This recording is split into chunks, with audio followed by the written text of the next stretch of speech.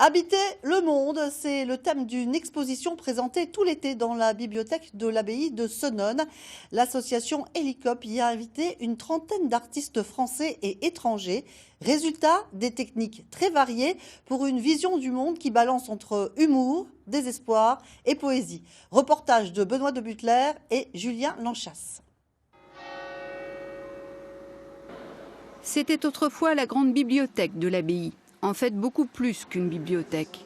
Au siècle des Lumières, Don Calmet, prêtre abbé cultivé, y collectionnait des herbiers, des fossiles et déjà des œuvres d'art. Au XVIIe et au XVIIIe, on parle beaucoup de cabinets de curiosités.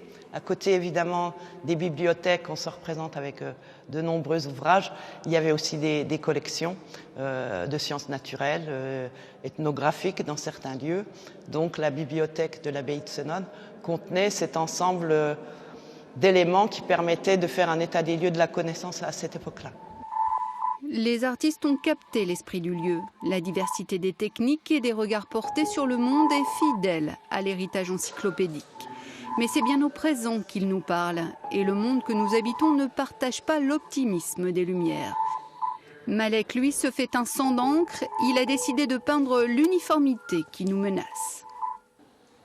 C'est l'idée de défendre justement la diversité qui est généralement féconde alors que l'homogénéité elle est stérile.